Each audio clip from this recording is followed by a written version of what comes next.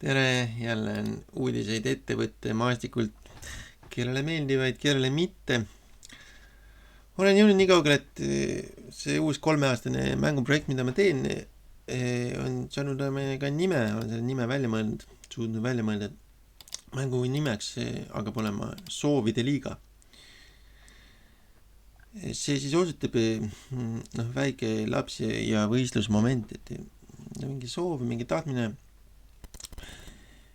Ja samas on ka siis mingisugune katsumus, ehk siis selle soovi täitmiseks tuleb aina pingutada.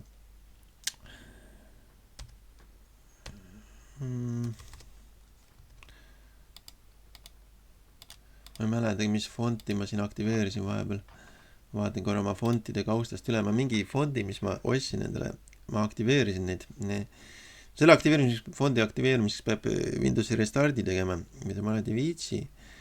Ma proovin vaadata, mis fondile ma tegin selle. Mul ei ole siin arvutis neid fonte küll. Ma tegin teises arvutis. Ja mul siin ei olegi neid fonte. No panen mingi suvalise fondi praegu siis. Hiljem muudame teiseks fondiks. Teises arvutis ma aktiveerisin mingi uue fondi ja päris hea fondi, mingi kunstniku tehtud, odavalt saadud, aga võib-olla peaks see panema veel. Mis fond see on?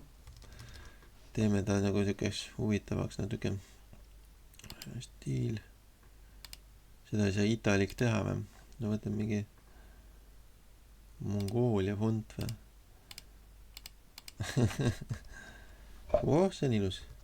Soovide liiga.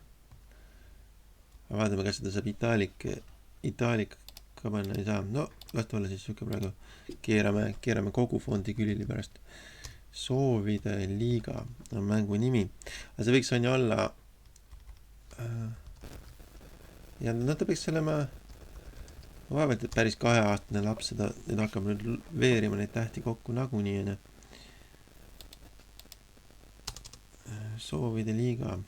Ja nüüd keerame enne selle kas praegu või pärast enne viltuseks. Mäng hakkab nüüd hoopis siit. Tal hakkab olema see algus siis mingi meloodia või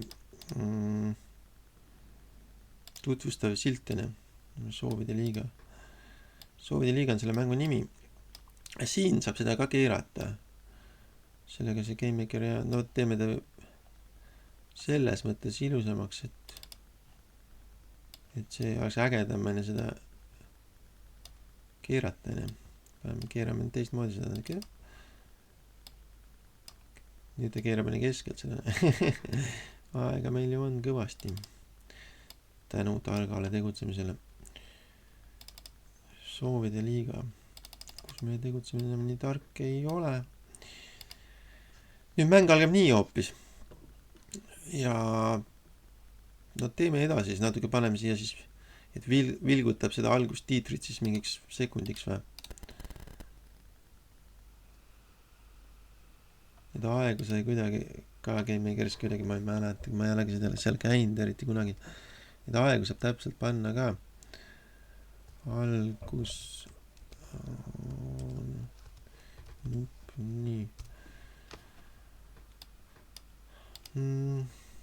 Okei, teeme esialgu lihtsalt paneme talle mingi aja, ükskõik mis aja. Miks me peame need sekunditeseni mõõtma, mõõdame nendes mingit veidras protsessori kiiruses, paneme talle 50 kiiruseks, GameMakeri mingi oma kiirus. Ja kui see saab täis, siis läheb järgmise ruumi lihtsalt. Ja vaatame, mis see üldmulje siis on, seal on tegelikult 3. ruum veel, et vaatame, kas see õnnestub. Loodan, et see ei ole liiga kaamera ees, see värk siin. Nüüd paneme selle mäng nagu algab nüüd teoorias, katsetame läbi. Selles mõttes see, mida te praegu näete, on väga kiiresti tehtud visand, et see, või tegelik mäng, aga väga alguses ja väga ruttu tehtud. Super. Ja ta peaks minema ise edasi. Ma ei pannud seda siia. Seda nuppu ma ei pannud siia sisse. Panem nuppu ka, siis ta ikka läheb edasi sealt ise. Nupp, mis läheb ise edasi. see on niisugune nähtamatu nupp, aga siin ta on meile nähtav ja soovide liiga ja nüüd läks edasi, no see võib natuke kauem võib veel näidata. Ja siin ma saan majarahvast sinna minna ja siis ma hakkan avastama ja seda. Päris huvitav mõte, paneme talle natuke pikemaks selle GameMaker kiirus on praegu 50 ja natuke ruttu vist välgutas, paneme 90.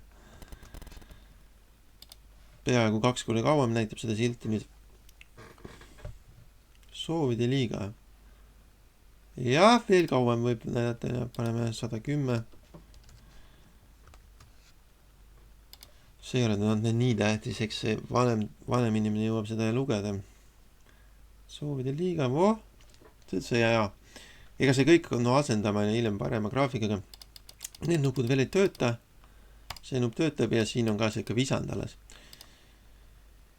Et jah, järjest teeme edasi, et alustasin mängu žanrist seekord ja nüüd siis leidsin mängule ka nime ja selle nime siis selguse mõttes ja mängu arenduse edasi liikumise mõttes ja disaini mõttes juba panin ka siis mängu ära. Vaatame veel kord, mis praegu toimub siis mängus. Soovide liiga, vali hõim. Ja, super. Action väga väikestele lastele hõimu avastamise žanris.